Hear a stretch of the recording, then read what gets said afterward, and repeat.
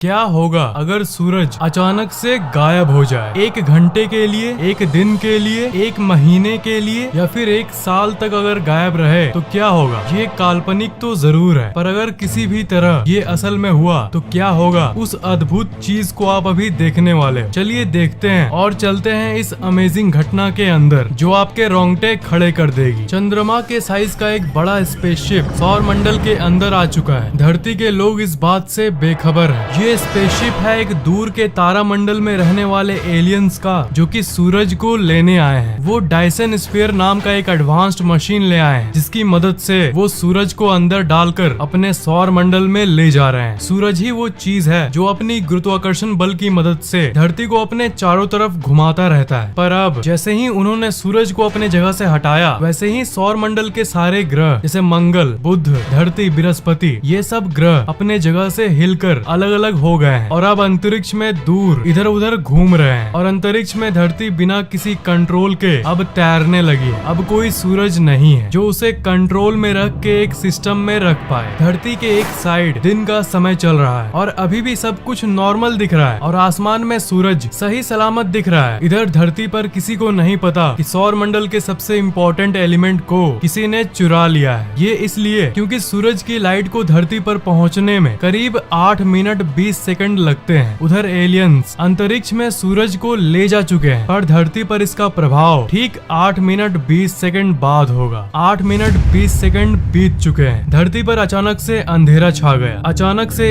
1 second के अंदर रात हो गई और आसमान के सारे तारे अब साफ साफ दिखने लगे हैं, क्योंकि सूरज का कोई लाइट नहीं बचा जो तारों को ढक पाए। चांद और बाकी ग्रहें भी दिखाई देना बंद हो चुकी है, क्योंकि जैसा कि आपको पता होगा चांद का अपना कोई लाइट नहीं है। सूरज का लाइट जब उस पर पड़ता है तभी हमें वो दिखता है, पर क्योंकि अब सूरज गायब हो चुका है इसलिए चांद भी नहीं दिख रहा। इस घटना का असर सबसे भयानक तरीके से पेड़ पौधों पर पड़ा है। सूरज की लाइट की हेल्प से पेड़ पौधे जिंदा रहते थे। एक प्रोसेस चलता था जिसे फोटोसिंथेसिस कहते हैं, पर जैसे ही सूरज गायब हुआ अब लाइट नहीं है, इसलिए पेड़ पौधे ऑक्सीजन नहीं प्रोड्यूस कर पा रहे हैं। अब 1 घंटे बीत चुके हैं। आधी दुनिया को समझ नहीं आ रहा कि आखिर ये हुआ क्या। जहाँ रात था वहाँ भी खबर पहुँच चुकी है कि धरती के दिन वाले साइड में भी रात हो चुकी है। पूरी दुनिया इस घटना से हैरान है। टेम्परेचर धीरे धीरे गिरने लगा है। धरती धीरे धीरे ठंडी होनी शुरू हो गई है, पर धरती के अंदर का जो कोर है उसके चलते धरती अभी भी अच्छी खासी गर्म है और ज्यादा फर्क नहीं पड़ा है। अब 24 घंटे बीत चुके हैं। सब कोई सूर्योदय की उम्मीद कर रहा है, पर सुबह के 8 बज गए पर अभी तक कोई सूरज नहीं निकला। गवर्नमेंट भी कुछ नहीं कर पा रही, क्योंकि ये घटना इंसानों के हाथ में नहीं है। अब तापमान 8 डिग्री सेल्सियस तक नीचे गिर गया है। कुछ पेड़ पौधे और जानवर अचानक से बदलते इस मौसम के चलते कमजोर होना शुरू हो गए। सारा सिस्टम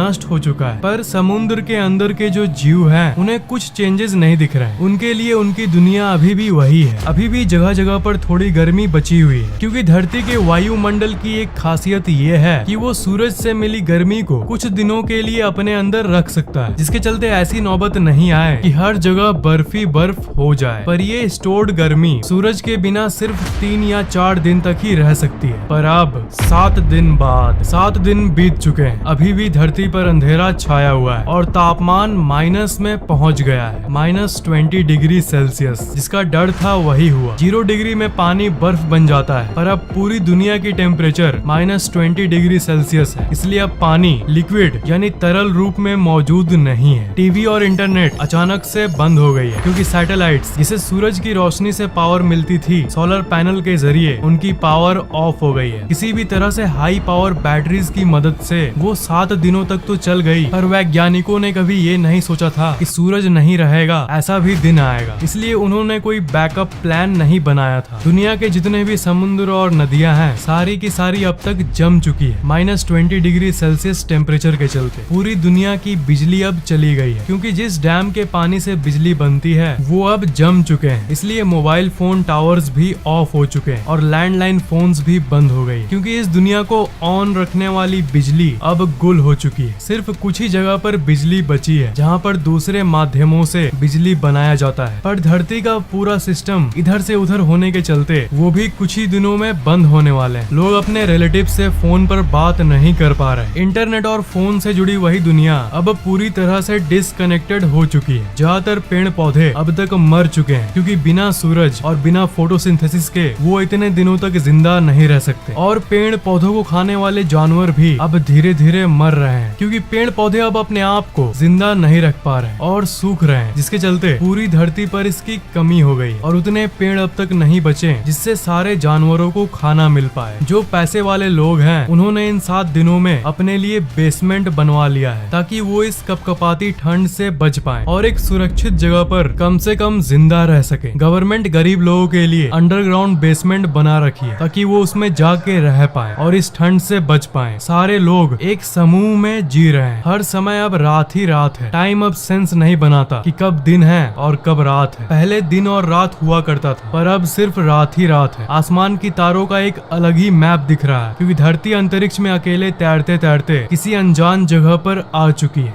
1 महीने बाद धरती ठंडी और ठंडी होते जा रही है। तापमान करीब -40 डिग्री सेल्सियस पहुंच चुका है और अब अंतरिक्ष से धरती कुछ ऐसा दिख रहा है। जमी हुई धरती जो कपकपा रही है। ऑलमोस्ट पूरी धरती अब बर्फ से ढक चुकी है। धरती के लगभग सारे पेड़ पौधे मर चुके हैं। उनको छोड़कर जिन पेड़ पौधों को ठंडी जगहों में पहले से रहने की आदत थी। धरती के ज्यादातर जानवर अब मर चुके हैं। समुद्र के अंदर की जीव की बात करें तो समुद्र जमने के चलते वो भी अब तक मर चुके हैं। क्योंकि सारे पेड़ पौधे खत्म हो चुके हैं इसलिए CO2 यानी कार्बन डाइऑक्साइड की मात्रा हवा में अब 1 महीने बाद इतनी हो चुकी है कि हर एक सांस अब सिगरेट के धुएं जितनी खतरनाक हो चुकी है। जब पेड़ पौधे जीवित थे तब वो हवा को साफ रखते थे पर अब हवा को साफ रखने के लिए कोई नहीं रहा। एक और जगह है जहाँ पर समुद्री जीव अभी भी बचे हुए हैं, जहाँ पर हीट ज्यादा है। जैसे वो नदियाँ जो कि किसी ज्वालामुखी के आसपास है। वो नदियाँ अभी तक तरल रूप में है इसलिए उसमें अभी 1 महीने बाद भी कुछ जीवन बचा हुआ है। 1 साल बाद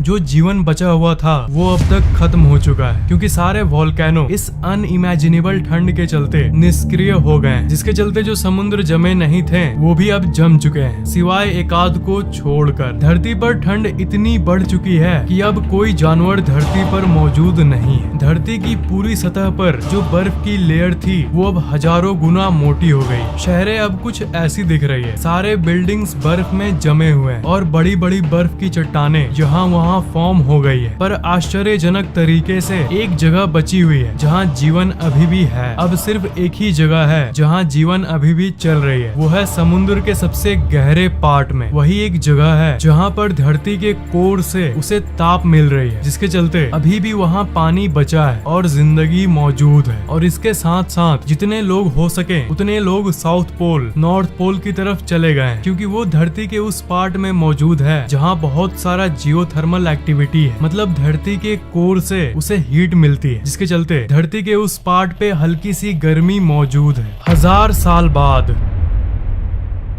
1000 साल बीत चुके हैं और अभी तक सूरज नहीं निकला। धरती की आबादी खत्म होते जा रही है क्योंकि धरती पर न ही कोई पेड़ है और न ही कोई जानवर। लोगों के पास खाने का कोई सोर्स नहीं बचा है। धरती में अब ऑक्सीजन की मात्रा अब ना के बराबर है। 1100 साल बाद और 100 साल बीत चुके हैं। धरती का तापमान -160 डिग्री तक पहुंच गया है और इस तापमान में इंसानों का कुछ ऐसा हाल हुआ है। 1100 सालों बाद अब धरती अंतरिक्ष में तैरते तैरते एक अनजान नई जगह में आ गई है, सौर मंडल से बहुत दूर। और इधर दूसरे side Jupiter, Saturn, Mars, mercury सारे ग्रह अरबों किलोमीटर दूर दूर हो चुके हैं एक दूसरे से। धरती फाइनली अब 1100 साल में तैरते तैरते उस जगह आ गई है जहाँ पर अंतरिक्ष के रैंडम एस्ट्रॉयड अब धरती से टकराना शुरू हो गई है। अंतरिक्ष में तरह तरह के एस्ट्रॉयड और दानव पार्टिकल्स घूमते रहते हैं और बहुत खतरनाक रेडिएशन भी आते रहती है जो कि धरती को कभी भी हिट कर सकती है। अपने इस सफर के आखिर में धरती एक बहुत तेजी से आती हुई एस्ट्रॉयड से टकरा गई है और अब सब कुछ खत्म हो गया। और अगर ये नहीं भी हुआ तो धरती अरबों साल तक ऐसे ही घूमती रहेगी और इस बात की भी चांसेस हैं कि कोई ब्लैक होल धरती को अपने तरफ खींच ले। पर दुखी होने की जरूरत नहीं है दोस्त, ये सिर्फ एक हाइपोथेसिस यानी एक कल्पना है। असल में धरती हमेशा सूरज से बंधी हुई होगी, पर इससे हमें ये जानने को मिलता है कि सूरज हमारे लिए कितना जरूरी है और सूरज ही वो वजह है जिसके चलते धरती पर जिंदगी संभव हो पाया है। सूरज के बिना धरती कुछ नहीं, इसलिए इसे भगवान का दर्जा दिया जाता है। इस कहानी में एक साइंस को मैं क्लियर करना चाहूंगा। जो मैंने शुरू में बोला कि सूरज जाने के बाद भी 8 मिनट तक लोगों को आसमान में सूरज सही सलामत दिखेगा, पर ये भला कैसे? असल में लाइट को ट्रेवल करने में समय लगता है। अगर मंगल ग्रह पर आपका कोई दोस्त है और वो वहाँ से आपको हाय करता है तो आपको धरती पर वो 3 मिनट बाद दिखेगा। मतलब अगर रात को दूरबीन से अगर आप मंगल ग्रह को लाइव देखो तो असल में वो लाइव नहीं है, असल में 3 मिनट की पहले की चीज आप देख रहे हो। एक और इंटरेस्टिंग एग्जांपल ये है, मान लो यहाँ से 66 लाख प्रकाश वर्ष दूर का एक प्लेनेट है जिसमें इंसान जैसे एडवांस्ड जीव रहते हैं। तो अगर एक बहुत ही पावरफुल टेलीस्कोप से धरती को वो लोग देखेंगे तो वो एक्चुअली में डायनासोर्स को देखेंगे, क्योंकि उस ग्रह से धरती तक लाइट को पहुंचने में 66 लाख साल लगते हैं। इसलिए अभी अगर रियल टाइम में भी वो धरती को देखें तो वो असल में डायनासोर्स को देखेंगे, पर यहाँ पर तो हम इंसान जी रहे हैं। और इस चीज को देखते हुए और एक अमेजिंग फैक्ट ये निकलता है कि रात को जो आसमान में आप इतने सारे तारे देखते हो वो असल में वहाँ नहीं है, वो कब के मर चुके हैं, वो